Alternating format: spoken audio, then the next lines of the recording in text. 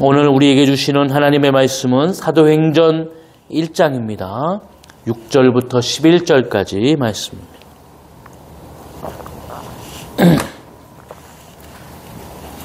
사도행전 1장 6절부터 11절까지 우리 교독함으로 하나님 앞에 영광을 돌리겠습니다. 그들이 모였을 때에 예수께 여쭈어 이르되 주께서 이스라엘 나라를 회복하심이 이때이니까 하니 자기의 권한에 주셨으니 너희가 알 바가 아니요 오직 성령이 너희에게 임하시면 너희가 권능을 받고 예루살렘과 온 유대와 사마리아와 땅끝까지 이르러 내 증인이 되리라 하시니라. 이 말씀을 마치시고 그들이 보는데 울려져 가시니 구름이 그를 가리어 보이지 않게 하더라. 올라가실 때에 제자들이 자세히 하늘을 쳐다보고 있는데 흰옷 입은 두 사람이 그들 곁에 서서 이르되 갈릴리 사람들아 어찌하여 서서 하늘을 쳐다보느냐. 너희 가운데서 하늘로 올려지신 이 예수는 하늘로 가심을 본 그대로 오시리라 하였느니라. 아멘. 네, 주님의 은혜가 우리 가운데 임하기를 원합니다. 네, 새해 복 많이 받으시고요. 우리는 두 번 인사할 수 있어서 좋죠. 네, 설을 이렇게 세는 나라들이 몇 군데 안 됩니다. 네, 우리는 1월 1일 때도 기뻐하고 새해가 됐구나. 또 새해에 조금 부족함이 있으면 우리가 다시 음력설에 다시 한번 소망을 품고 이렇게 다시 한번 해야 되겠다라고 하는 그런 은혜가 있습니다. 한 주간 건강하시고 한 주간 하나님의 은혜와 역사가 모든 가정 가운데 임하기를 주의 이름으로 축원합니다.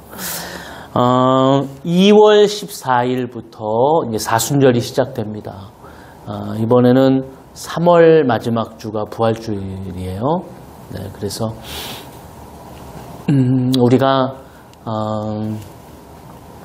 설의 기쁨도 좋고 다 좋지만 또 다시 한번 우리 마음 가운데 새기는 건 2월 14일 또 사순절이 시작되는구나. 제수요일인데요. 40일 동안에 우리가 무엇을 한다기보다는 우리가 사순절을 맞음을 통해 또 사순절을 살아감을 통해서 예수님을 우리가 깊이 묵상하는 그런 시간들이 되어지시기를 원합니다.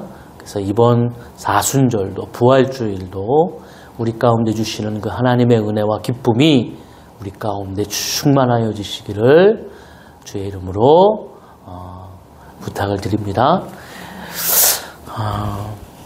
오늘 말씀은 사도행전 강의 두 번째고요. 내 증인이 되라 라는 말씀으로 은혜를 나누도록 하겠습니다.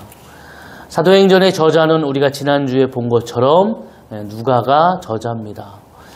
누가는 사도행전을 쓰기 전에 하나를 더 누가가 줬는데요. 그것이 우리가 아는 것처럼 누가복음이에요.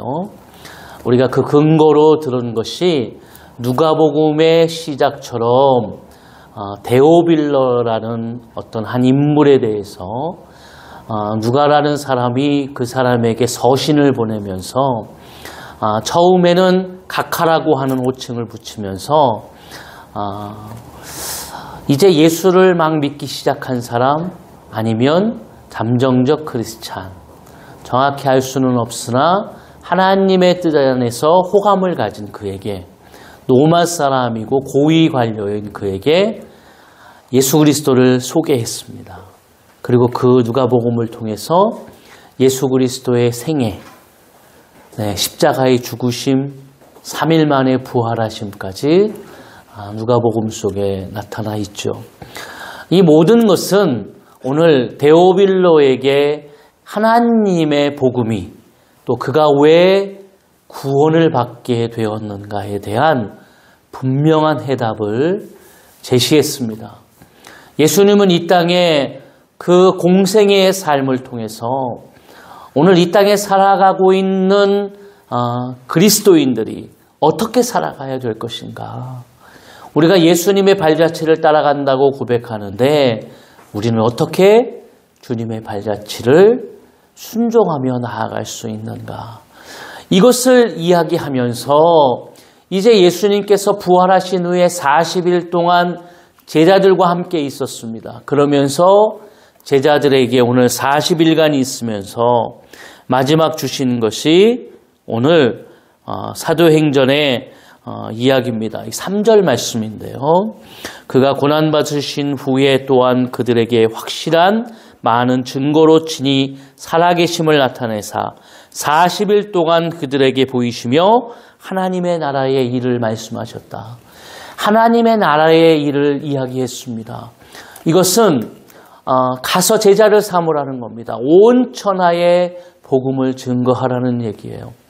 오늘 예수님께서는 너희가 배운 말씀, 너희가 감격적으로 얻은 그 구원, 너희가 나를 통하여 보았던 그 살아있는 하나님의 진리를 너희가 이제는 증인으로서 증거하라고 하는 것입니다.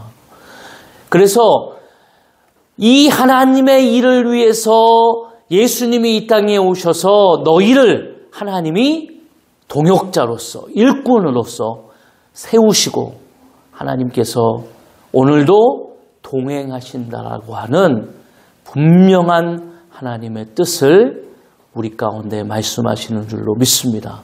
그런 은혜가 우리 가운데 오늘 임하여 질 줄로 믿습니다. 그러면서 4절에 이야기했죠. 우리 4절 다 같이 한번 읽어볼까요? 사도와 함께 모이사 그들에게 분부하여 이르실 때 예루살렘을 떠나지 말고 내게서 들은 바 아버지께서 약속하신 것을 기다리라 그랬어요. 약속하신 것을 기다리라. 그 말은 이제 너희가 그 하나님의 일을 감당하기 위해서는 너희의 생각, 너희의 노력, 너희의 지식으로는 할 수 없다. 그 일은 너희를 옆에서 보혜사 성령, 너희를 통하여 하나님의 뜻을 이루게 하시는 그 성령 하나님의 인도가 필요하다. 그래서 요한복음 14장 16절에 내가 아버지께 구하겠으니 그가 또 다른 보혜사를 너희에게 주사 영원토록 너희와 함께 있게 하리니 너희와 영원토록 함께 있는다. 그러면서 그는 진리의 영이라 세상의 능히 그를 받지 못하나니 이는 그를 보지도 못하고 알지도 못함이라. 그러나 너희는 그를 아나니 그는 너희와 함께 거하시며 또 너희 속에 계시겠습니다. 할렐루야. 네, 우리 속에 거하시는 분, 우리 속에 오늘도 계십니다. 영원히 나와 함께 동행하시고 인도하시는 분 주는 줄로 믿습니다. 그분은 무엇을 하시냐? 26절 보혜사 곧 아버지께서 내 이름으로 보내실 성령 그가 너희에게 모든 것을 가르치시고 내가 너희에게 말한 모든 것을 생각나게 하시니라. 아멘. 여러분 이 생각이라는 이 단어는 영어로 think라는 단어를 쓰는데요. 제가 얘기했죠. 생각이란 단어와 thank you라는 이 단어가 같은 어원에서 나옵니다. 그러니까 우리가 생각이라는 단어가 나오는 것은 그냥 생각으로 끝나는 것이 아니라 내가 무엇을 해야 되는가, 내 삶에 오늘 하나님께서 어떠한 삶으로 나를 인도해 가시는가에 대한 분명한 깨달음과 확신이 임하는 것이에요. 그러니까 예수님께서 가르치셨던 것, 오늘 그 진리의 말씀을 생각나게 하시고 깨우치게 하시고 그럼을 통해서 내 삶에 감사하게 하시는 거예요. 내가 오늘도 주님의 뜻하신 바를 이루며 살아가는구나. 이게 보혜사 성령 하나님의 은혜예요.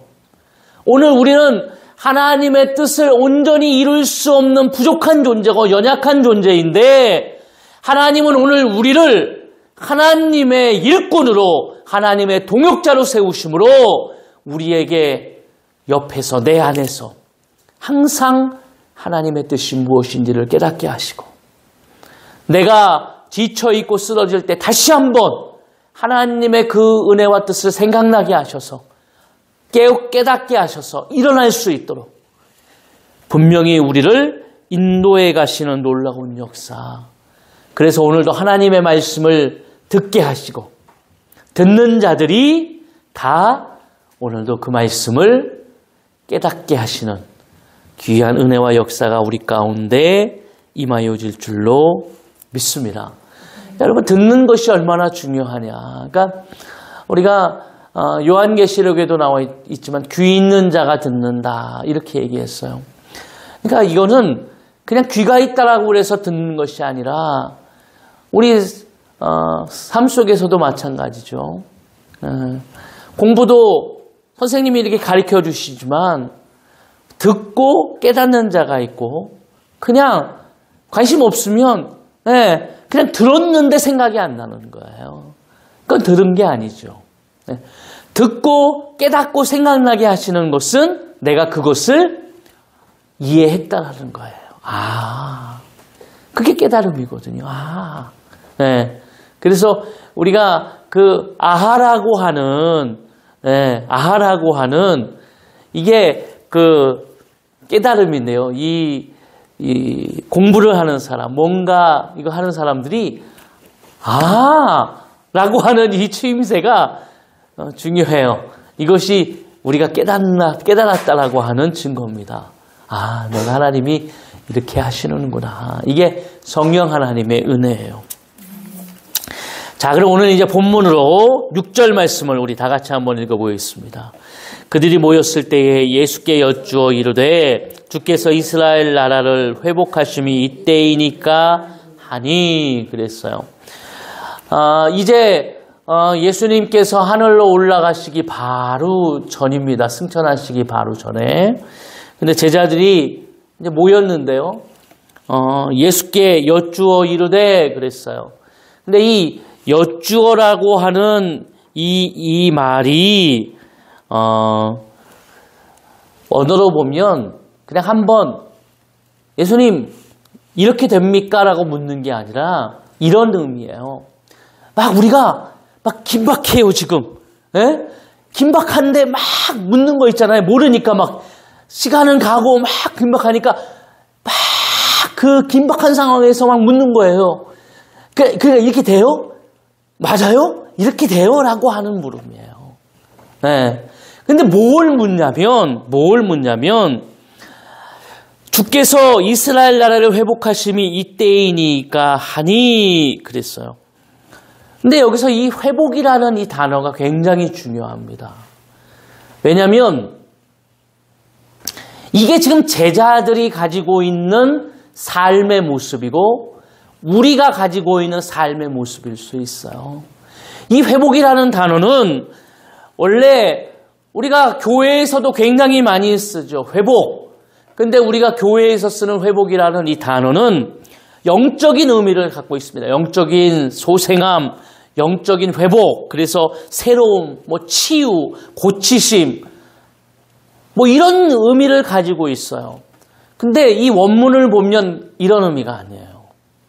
무슨 의미냐면 이 원문에는 영토를 다시 찾는 것, 혹은 내가 빌려주었던 것을 돌려받는 것.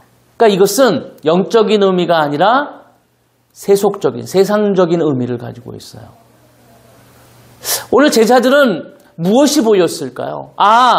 나라가 회복된다 이 말 속에 제자들은 자신의 형편과 사정이 보였어요. 노마의 압제 속에 있는 제자들, 오늘 현실적으로 보면 그들에게 있어서 가장 필요하다고 생각되는 것은 그들이 자주 독립을 하는 것입니다. 이스라엘 백성들은 우리나라와 같이 똑같은 그런 역사들이 있어요. 우리가 성경을 봐도 아수르부터 시작해서 블레셋, 또 바벨로니아, 여러 나라들이 이스라엘을 침공하고 그들은 그렇게 그들에게 조공을 바치고 약한 나라로서의 당하는 그 수치와 수모를 당하게 됩니다. 이런 역사 속에서 그들이 무엇을 얘기하냐면 지금도 노마의 압제 속에 있으면서 우리는 어떻게 하면 현실 속에서 자주 독립을 할 수 있을까? 나라가 회복될 수 있을까? 오늘 예수님께서 이들에게 이야기하고 싶으셨던 분명한 하나님의 나라의 그 일. 그러나 제자들은 세상적인 그것을 바라보면서 하나님의 나라의 일을 뭐로 생각하는 겁니까? 세상적인 내 현실을 채우는 그런 내 현실에서 필요를 채우는 것으로 깨닫는 거예요. 여러분, 우리는 어떻습니까? 교회에 나와서 예배하는 것, 오늘도 우리가 나와서 하나님 앞에 기도하는 그 강구가 혹은 우리도 제자들과 같이 내 현실의 삶 속에서 이루어지는 삶, 지금 내가 살아가고 있는 현실 속에서 필요한 것들, 내게 주어지는 그런 문제들, 빵의 문제, 오늘 살아가는 삶의 문제, 가족의 문제, 이것들도 굉장히 중요하지만 오늘 그것들보다 이 회복이라고 하는 이 단어 속에 분명한 뜻은 오늘 그 의미가 아니라는 것이죠. 이것은 영적인 의미가 담겨져 있어요. 예수님께서는 이렇게 가르치셨어요. 마태복음 6장에 보니까 너희가 무엇을 먹을까, 무엇을 입을까, 무엇을 마실까, 뭐 하라고요? 염려하지 마라. 이 염려는 누구도 한다고요? 이방 족속들도 한다. 이 말은 모든 살아가는 사람들이 다 하는 거야. 하나님을 아버지라고 섬기고 하나님을 지금 아버지라고 예배하는 자들이 예배하러 와서 세상 사람들과 똑같이 세상의 염려와 세상의 현실의 문제를 가지고 오늘도 얼굴을 찌푸리고 죽상을 하고 모든 것이 끝난 것처럼 그렇게 살아가는 삶은 맞지 않다. 그래서 예수님이 결론적으로 뭐라고 합니까? 먼저 그 나라와 그 일을 구하라. 그리하면 이 모든 것을 너희에게 더하겠다. 할렐루야. 그러니까 하나님은 우리의 성정을 너무나 잘 아는 거예요. 일희일비하는 우리의 삶의 모습.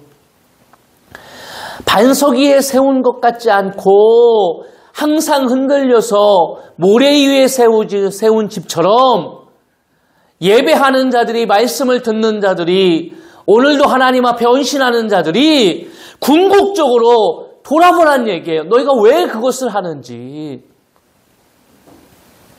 혹시 빵의 문제와 내 삶의 문제를 가지고 그것 때문에 현실의 문제를 가지고 하고 있다면 그거는 하나님의 나라의 일을 위한 삶이 아니라 종교생활이에요. 종교생활. 깨닫지 못한 겁니다.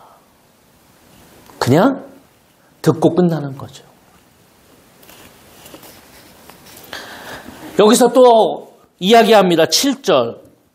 이때이니까 그러면서 예수님께서 묻는 제자들에게 이야기했어요. 7절 다 같이 읽어볼까요? 이르시되 때와 시기는 아버지께 자기의 권한에 주셨으니 너희가 알 바가 아니요.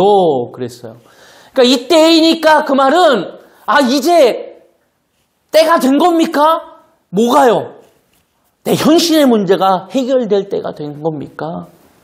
근데 예수님께서는 뭐라고 얘기하셨냐면 때와 시기는 아버지께서 자기의 권한에 주셨다. 너희는 알 바가 아니다 그랬어요. 근데 여기서 이 때라고 하는 이 단어는 크로노스라는 단어를 썼어요. 그리고 시기는 카이로스 이런 단어를 썼어요. 근데 여러분 이게 우리가 때와 시기 하는 것처럼 얘기하면 비슷하잖아요, 단어가. 근데 이 차이가 있어요. 좀 달라요. 뭐가 다르냐면 크로노스라고 하는 것은 일반적인 시간입니다. 우리 오늘 시간 가잖아요. 지금 제가 보니까 11시 48분이에요. 시간이 가잖아요. 저건 크로노스예요. 그런데 이 11시 48분이 지금 우리에게는 무슨 시간입니까? 예배 시간, 하나님의 말씀이 선포되는 시간. 이렇게 우리가 그 안에 가치와 의미를 부여하면 그게 뭐가 됩니까? 카이로스가 돼요. 그러니까 하나님께서는 똑같은 시간이 흐르는 것 같지만 그 안에 카이로스라고 하는 그 의미, 오늘 우리가 살아가고 있는 이 시간 속에서 하나님은 의미를 두시고 가치를 두시는 거예요. 뭐로요? 하나님의 나라의 일을 통해서, 하나님이 마지막에 이루어 가시는 그 일을 통해 하나님이 그때와 그 시기를 정하는 겁니다. 언제 예수님이 다시 오실지 몰라요. 하나님이 언제 이 땅에 마지막 하나님께서 도장을 탁 찍으실지 몰라요. 그러나 우리는 그것에 관심을 둘 필요가 없어요. 근데 인간은 자꾸 뭐에 관심을 둡니까? 종말에 관심을 둬요. 얼마나 많은 종말론자들이 얼마나 많이 나오고 얼마나 많은 사람들이 나옵니까? 대예언자라고 하는 노스트라다무스도 1999년에 지구가 멸망한다. 사람들이 멸망할 줄 알고, 2000년 되면서 Y2K 막 무슨 폭탄이 터지고 난리가 날 거다 했지만 사실 아무 일도 일어나지 않았어요. 2000년이 오기나 할까라고 생각했지만 우리가 지금 2024년을 삽니다. 24년이 흘렀어요. 1992년에 다미성교회라고 하는 종말론 집단들이 막 예수님 오신다고. 재미있는 얘기가 있어요. 어떤 농부가 열심히 일하고 있는데 들에서 사람들이 하얀 옷을 입고 막 가는 거예요. 일단 물어요. 아니 어디 가냐고. 그랬더니 예수님 맞이하러 간다고. 그리고 한나절 지나고 근데 다시 사람들이 내려와요. 아니 왜 그냥 내려오냐고. 연기됐다고. 이런 일이 있습니까? 그러니까 우리는 하나님의 역사, 하나님의 뜻, 모든 시간과 모든 그 시기는 하나님의 손에 있는 겁니다. 우리는 거기에 관심을 둘 필요가 없어요. 물론 종말이 오는 건 알고 있죠. 예수님 다시 오심도 알고 있습니다. 그러나 이것은 언제인지 몰라요. 예수님도 말씀하셨어요. 나도 모른다. 누구만 알고 계신다고요? 아버지만 알고 있다고요. 아버지만. 네. 오늘 우리는 그러기 때문에 무엇을 해야 합니까? 오늘 하나님께서 우리를 통해서 하나님이 말씀하시는 그 뜻을 깨닫고 우리가 나아가야 되는 거예요. 그러니까 이 7절의 이야기는 사복음서에 예수님께서 계속 얘기하신 거예요. 제자들에게. 뭘 얘기하셨어요? 이 때에 대해서, 시기에 대해서 얘기를 계속 가르치셨어요. 근데 제자들은 어떻게 했다고요? 지금도 깨닫지 못하는 거예요. 그러니까 이거 책망입니다. 책망. 너희는 거기에 신경을 둘 필요가 없다. 너희를 지금 하나님께서 이렇게 세우신 것, 마지막 예수님께서 부탁하시는 그것은 하나님의 일을 너희가 감당해야 되는데 그 일을 너희의 힘으로 감당할 수 없기 때문에 하나님이 보내실, 약속하실 그 성령, 보혜사 성령을 기다리라 그 말이에요. 그러면서 뭐라고 하십니까? 8절. 우리가 너무 잘 아는 얘기죠. 오직 성령이 너희에게 임하시면 너희가 권능을 받고 예루살렘과 온 유대와 사마리아와 땅끝까지 이르러 내 증인이 되리라 하시니라. 할렐루야. 오직 성령이 너희에게 임하시면 너희가 권능을 받고 그랬어요. 이 권능이라는 이 단어가 헬라어로 뭐라고 하냐면 두나미스 이런 단어입니다. 이게 뭐냐면 이 두나미스라는 단어에서 파생된 단어가 다이나마이트, 다이나믹 이런 단어가 파생됐어요. 그러니까 폭발적인 뭐가 있는 거예요? 힘이 있는 거예요. 힘이. 네, 폭발적인 힘. 성령이 너희에게 임하시면 우리에게 폭발적인 힘이 있는데 그 폭발적인 힘은 오늘 우리가 이 세상 가운데에서 하나님의 뜻을 순종하며 하나님의 일을 오늘 감당하며 이루며 살아갈 수 있는 그 능력이 우리 가운데 임하여진다라고 하는 것입니다. 그러니까 이렇게 볼 수 있죠. 우리는 어차피 인간이라고 하는 그 삶 속에 모든 사람들이 이 죄의 속성을 가지고 있어요. 이 죄의 속성은 사람들에게 돈과 권력, 어떤 인간이 가지고 있는 지식, 어떤 욕망, 이런 것에서 인간이 죄의 속성이 드러나게 되어 있어요. 우리 그렇게 삽니다. 그런데 이 모든 것을 제어하고 이 모든 것을 우리가 이길 수 있는 그 힘, 그것은 우리가 공부를 한다고 그래서 교육을 받는다고 그래서 이루어지는 것이 아니에요. 이건 우리가 성령의 충만함을 받을 때야만이 우리가 이것을 이길 수 있는 겁니다. 그러니까 사도 바울은 나는 날마다 죽는다라고 했던 그 말이 내가 성령 충만하기 때문에 내 육신의 모든 소욕, 내 육신의 모든 죄의 속성을 뭐 한다라는 겁니까? 내려놓는다는 거예요. 날마다 죽이는 거예요. 그 훈련을 사도 바울이 계속하는 겁니다. 왜냐하면 인간은 어차피 이 죄의 속성이라고 하는 것이 인간에게 있어요. 그러니까 여러분 우리가 성령 충만하지 못하면 성령 충만하지 못한 근거가 어디에서 생깁니까? 내 삶을 보면 알아요. 내 삶 속에 막 애씀이 있어요. 막 인간적인 그 삶의 애씀, 자기 힘으로 살아가 보려고 하는, 그 다음에 뭐가 됩니까? 그렇게 살려고 하니까 세속적인 그 삶 속에서 어떻습니까? 모든 것이 잘 안 되죠. 그러면 뭐가 생기죠? 부정적인 언어들이 나오기 시작해요. 그러면서 절망, 불평, 불만이 나오기 시작합니다. 그리고 관점이 뭘로 바뀝니까? 부정적인 언어가 나오는 그 순간부터 관점이 세상에 향하게 돼 있어요. 가치. 내가 이것이 없어서 그래. 이것이 내게 없기 때문에 내가 이렇게 절망스러운 거야. 이렇게 바뀌는 거예요. 근데 성령의 충만함을 우리가 다시 입게 되면 어떻게 됩니까?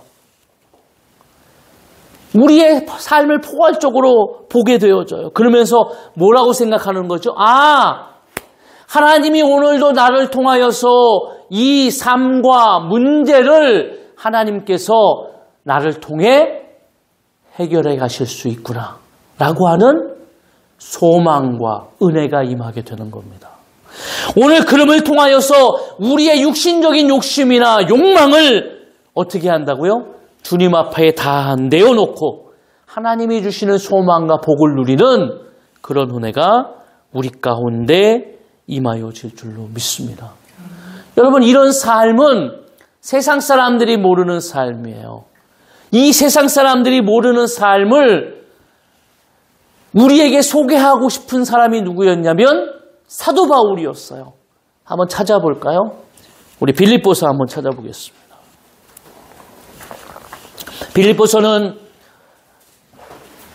사도 바울이 로마 감옥에 갇혀서 빌립보 교회에게 편지를 쓰는 겁니다. 지금 사도 바울의 처지는 뭡니까? 감옥에 갇혀 있어요. 어떻게 보면 처절한 그런 삶의 모습인데 우리 1장 4절 한번 읽어볼까요? 간구할 때마다 너희 무리를 위하여 기쁨으로 항상 간구함은 그랬어요. 본인 자신의 처지가 뭐라고요 지금? 감옥에 갇혀 있어요. 근데 뭐가 그렇게 기쁨의 간구가 있을까요? 17절 쭉 넘어가서 1장 17절 한번 보겠습니다. 그들은 나의 매임과 괴로움을 더하게 할 줄로 생각하여 순수하지 못하게 다툼으로 그리스도를 전파하느리라. 18절 그러면 무엇이나 거칠애로 하나 참으로 하나 무슨 방도로 하든지 전파되는 것은 그리스도니 이로써 나는 기뻐하고 또 기뻐하리라. 아멘. 지금 빌립보 교회의 문제가 막 서로 당을 짓고 막 싸우는 거예요. 교회가 교회의 모습을 드러내지 못하는 겁니다. 그런데 사도 바울은 뭐라고 그래요? 그래도 나는 참 기쁘다. 왜냐하면 너희가 지금 막 그렇게 하면서도 복음을 증거하는 그 일에 매진하니 그래도 복음이 증거된다라고 하는 이 사실에 기쁘다. 또 볼까요? 19절. 4장 4절로 한번 넘어가겠습니다. 4장 4절. 4장 4절. 우리 7절까지 한번 읽어볼까요? 주 안에서 항상 기뻐하라. 내가 다시 말하노니 기뻐하라. 너희 관용을 모든 사람에게 알게 하라. 주께서 가까우시니라. 아무것도 염려하지 말고 다만 모든 일에 기도와 간구로 너희 구할 것을 감사함으로 하나님께 아뢰라. 그리하면 모든 지각에 뛰어난 하나님의 평강이 그리스도 예수 안에서 너희 마음과 생각을 지키시리라. 할렐루야. 그러니까 사도 바울은 오늘 이야기하는 거죠.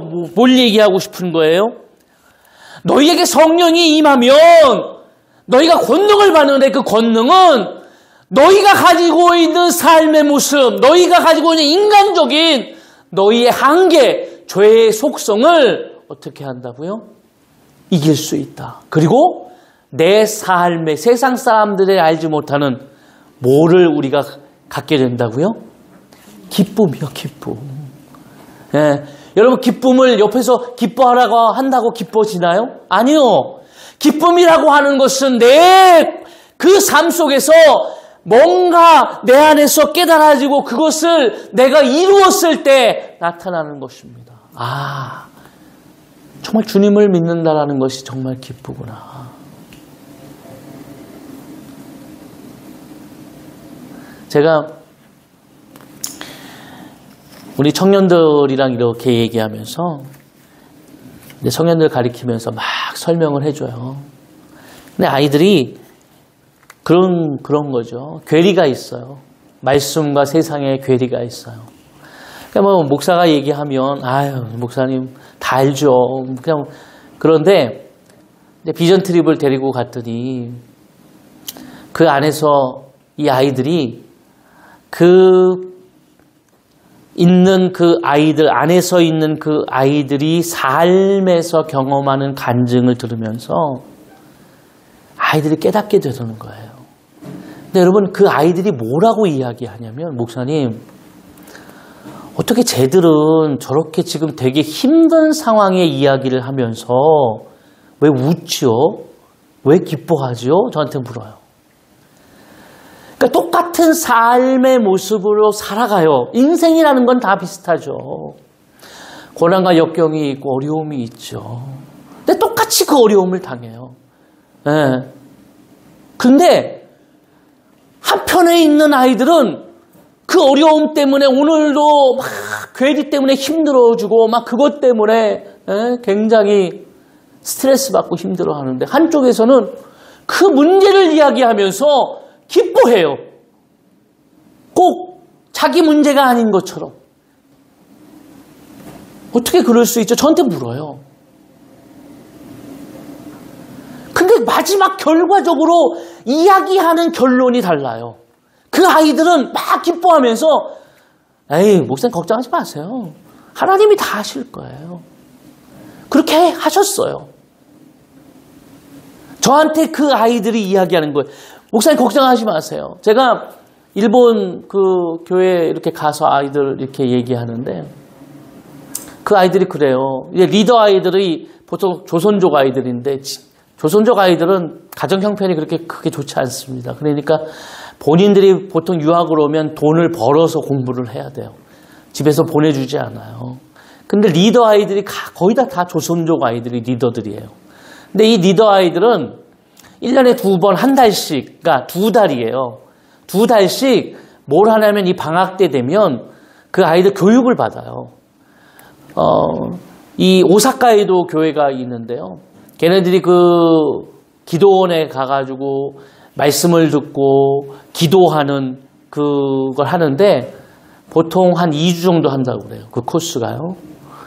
근데 이제 저도 우리 애들 데리고 가려고 했더니 목사 안 된다고 그러더라고요. 그래서 왜 우리도 가면 참 좋을 것 같습니다. 그랬더니 목사님 오시면 참 좋겠는데 우리 아이들이 이렇게 오시게 되면 그 온 비전트리 온 아이들을 신경을 써야 돼서 안 됩니다. 왜냐하면 저희 아이들은 거기 가면 기도하면 2시간, 3시간씩 기도합니다.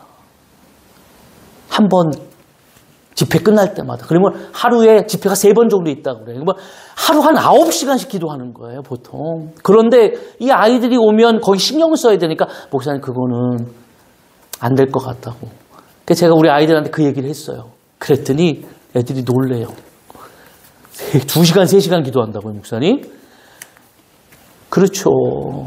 10분 기도하기도 힘든데, 15분 기도하기도 힘든데. 그러니까 그게 처음에 간 아이들은 막 하나님 앞에 기도해야 되는데 멀뚱멀뚱 뜨고 이렇게 구경하고 있어요. 그러면 안 되는 거예요. 그러니까 여러분, 아이들이 그런 삶의 모습이 다르니까 어떻게 합니까? 이 결과적으로 표현하고 고백하는 모습이 달라지는 거예요. 그 아이들 정말 기쁘거든요. 네. 그러니까 우리가 기쁨이라고 하는 것은 우리가 무엇을 어떻게 하느냐 그것이 중요한 게 아니다. 우리 삶 속에 그냥 자연스럽게 드러나는 것이다. 무엇 때문에요? 하나님을 향한 고백과 우리가 하나님과 동행하게 되면 그렇게 된다. 그 아이들이 얘기하잖아요. 목사님, 하나님이 그렇게 하셨대요. 확신하는 거예요. 하나님이 그렇게 하셨어요. 그러니까 내가 물어봐요. 야, 한 달 동안 그 2달이죠. 그럼 니네 어떻게 사냐? 학비도 내야 되고 학비도 싸지 않고 삶도 살아야 되는데 어떻게 하냐? 그러면 목사님 걱정하지 마세요. 그래요. 하나님이 다 채워주세요. 그래요. 여러분, 그러니까 제가 거기 가면 제가 이렇게 있으면서 힘을 얻어요. 목회자가 가서 힘을 얻어요. 참 다시 한번 돌아보게 하시고 내가 하나님 안에서 영적으로 놓친 부분이 뭔가 네. 힘을 얻어요. 물론 집에 떠나면 고생이죠. 근데 아이들이 갔다 오면 변화되는 게 보이고 막 하려고 하는 게 보여요. 그런데 그게 자기 힘으로 하면 얼마 못 간다니까요. 얼마 못 가요. 그게 유지되려면 어떻게 해야 됩니까? 내가 그렇게 살아야 돼요. 그렇게 하나님 앞에 성령 하나님의 그 은혜와 능력을 통해 살아야 됩니다. 그것을 그렇게 살아간다는 것을 뭐라고 표현합니까? 증인이 되라 이렇게 되어 있어. 내 증인이 되라. 여러분 이 증인이 되라는 이 헬라어 단어가 마르테르 이런 단어를 썼는데 이 마르테르란 또 다른 그 의미는 뭐냐면 순교라고 하는 의미를 가지고 있어요. 그러니까 뭡니까? 어떤 일에 대하여 내가 목숨을 걸고 증언하는 것, 온몸과 삶으로 그것을 어떻게 하는 거예요? 이루며 사는 것. 이게 증인이에요. 순교를 각오하고 내가 그거를 이야기하는 거예요. 내가 예수님을 만난 것, 예수님이 나에게 베푸셨던 그 은혜, 부활의 역사, 오늘도 내 삶 속에서 이루게 하시는 그 하나님의 놀라운 뜻, 나로 오늘도 가서 제자를 삼고 온 천하의 만민에게 복음을 증거할 수 있도록 하나님이 나를 세우시고 하나님의 일을 감당케 하시는 그 능력, 이것은 오늘 우리가 한다고 해서 되는 문제가 아니죠. 증인으로서 나에게 깨닫게 하시고 보게 하시고 내가 알고 있는 것을 말하게 하는 겁니다. 할렐루야. 어떻게 해요? 온 예루살렘과 온 유대와 사마리아 땅 끝까지 이르러 내 증인이 되라는 얘기예요. 네.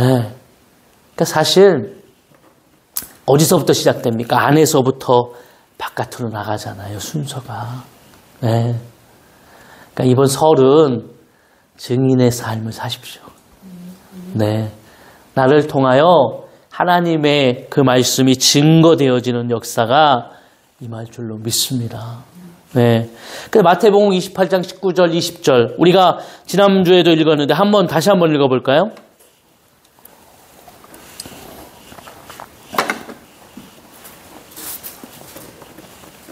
마태복음 28장 19절 20절 우리 다 같이 한번 한 목소리로 합독하겠습니다. 그러므로 너희는 가서 모든 족속을 제자로 삼아 아버지 아들과 성령의 이름으로 세례를 베풀고 내가 너희에게 분부한 모든 것을 가르쳐 지키게 하라. 볼지어다 내가 세상 끝날까지 너희와 항상 함께 있으리라 하시니라. 할렐루야.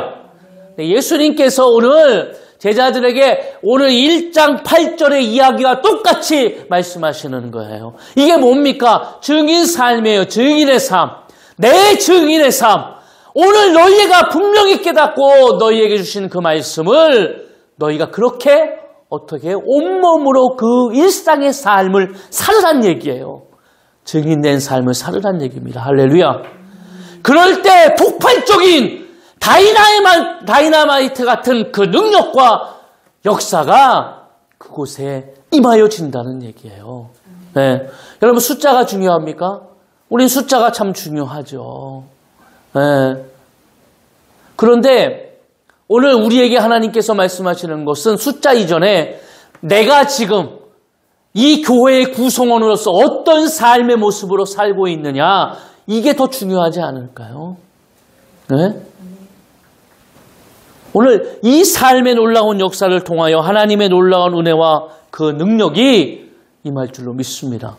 내가 가서 제자를 삼고 가르칠 수 있는 증인된 삶의 역사가 임해야 되지 않을까요? 그래서 오늘 본문의 9절, 10절, 11절 이 말씀을 마치시고 그들이 보는 데서 올려져 가시니 구름이 그를 가리워 보이지 않게 하더라.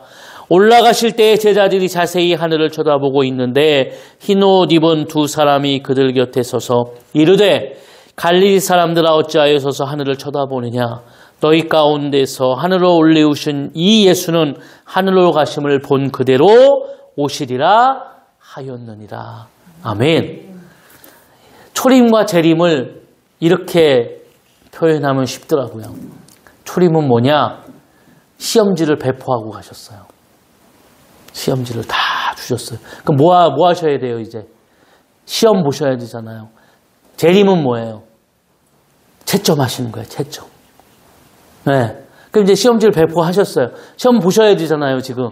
시험 보시면, 에세라, 뭐부터 해야 돼? 그렇지! 할렐루야, 역시. 이름부터 써야죠, 이름. 내 이름이 뭔지, 내가 누군지를 알아야죠. 이름부터 써야 돼요. 그 다음에 뭐 해야 돼, 에세라? 첫 번째. 그렇죠. 첫 번째 문제 맞습니다. 그러나 우리가 쉽게 시험을 볼 때 할 수 있는 거 쉬운 문제부터 풀어라. 아는 것부터 풀어야죠. 여러분, 시험지를 주고 가셨어요. 이렇게 하늘만 쳐다보고 있는 제자들에게 천사들이 얘기하는 거예요. 뭐라고요? 다시 오신다. 뭘 그렇게 쳐다보고 있냐. 다시 오신다. 그 말은 뭐 하는 거예요? 너희가 할 수 있는 일을 해라. 할렐루야. 너희가 할 수 있는 일을 해라. 너희가 깨닫고 있는 일을 해라. 가장 쉬운 것. 너희가 할 수 있는 그 일을 너희가 감당하면서 그 시험을 치라고 하는 거예요.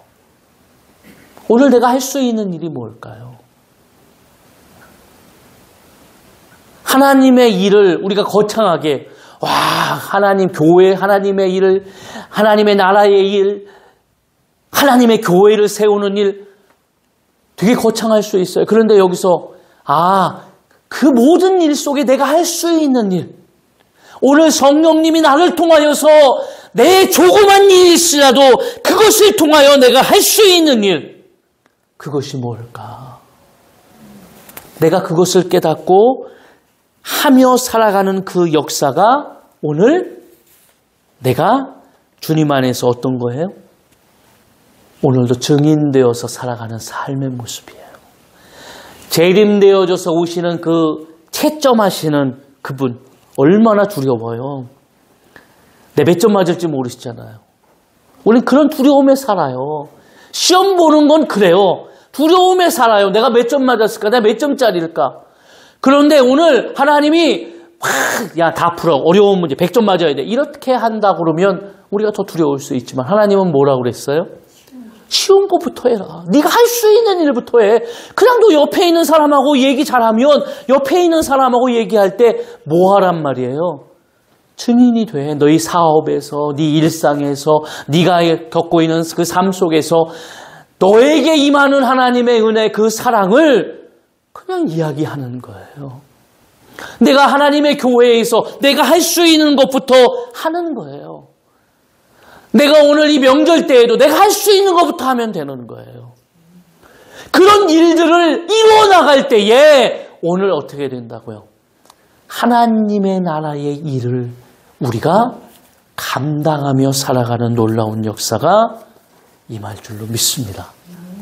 그게 오늘 성령이 우리에게 임하셔서 우리를 통해서 인도하시고 역사하시는 그 하나님의 은혜인 줄로 믿습니다. 네, 다시 한번 주님을 바라보십시오. 하나님께서 그 일을 맡기시면서 내 능력으로 하라고 했으면 아무도 할 수 없어요. 우리는 우리를 잘 알잖아요. 근데 성령 하나님이 함께 하시겠다. 할렐루야. 오늘도 내 안에 계시는 성령님의 그 충만이라는 게 뭐라고요? 지배당한다는 얘기예요. 지배당한다. 성령 하나님께 지배를 당하세요. 그리고 그 성령 하나님의 인도와 뜻에 따라서 순종하세요. 그러면 그곳에 하나님의 역사와 은혜. 내가 증인돼야 되잖아요. 어떻게 해요? 내 마음과 삶을 통해서 순결을 각오하는 마음으로, 아, 이건 정말 사실이야, 이건 진리야 라고 하는 분명한 뜻을 증거하시기를 원합니다. 그래서 우리를 통해서 사도행전의 놀라운 역사와 은혜가 온전히 이루어지시기를 주의 이름으로 축원합니다. 네, 우리 이 시간에 하나님께 찬양으로 영광을 돌리겠습니다. 우리 오소서 진리의 성령님, 오소서 진리의 성령님, 이 땅은 들며 임하소서. 거짓과 타며 죄악에 무너진 우리 가슴 경쾌 하소서. 오소서 은혜의 성령님, 오소서 은혜의 성령님, 하늘 가르고 임하소서. 거룩한 불꽃 하늘로서 임하사 타오르게 하소서. 주 영광 위에 부흥의 불길 타오르게 하소서. 진리의 말씀 이 땅 새롭게 하소서. 은혜의 강물 흐르게 하소서. 성령의 바람 이 땅 가득 불어와. 흰 옷 입은 주의 순결한 백성, 주의 영광 위에 이제 일어나. 열방을 치유하며 행진하는 영광의 그날을 주소서.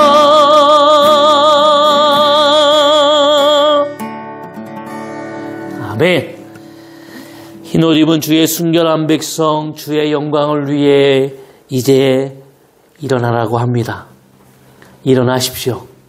그리고 오늘도 주님을 향해서 나아가는 귀한 역사가 임할 줄로 믿습니다. 주님을 섬긴다는 것, 하나님의 일을 감당한다는 것은 하나님이 우리에게 주시는 복입니다.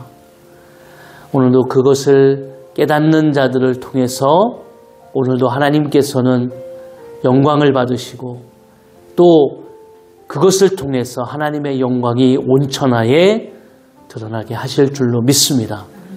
내가 그 영광의 주인공이 되기를 원합니다.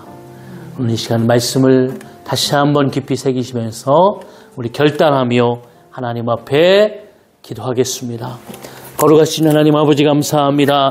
오늘도 하나님의 역사와 은혜가 임하게 도와주시고 주님을 바라보게 하여 주시고 오늘도 하나님이여 기도하는 것은 사도행전의 놀라운 역사와 은혜가 오늘 우리 가운데 임하게 도와주시고 오늘도 하나님 우리가 살아가면서 이제 재림하시는 그 예수님을 우리가 바라보며 나아가야 될 텐데 이제는 아버지 하나님 구원받은 자로서 이제는 하나님의 나라의 일을 깨달은 자로서 우리가 아버지 성령 하나님의 그 권능과 능력을 통하여 오늘도 하나님 우리를 통해 이루어 가실 그 하나님의 뜻을 이루며 살아가는 귀한 역사가 임하기를 원합니다.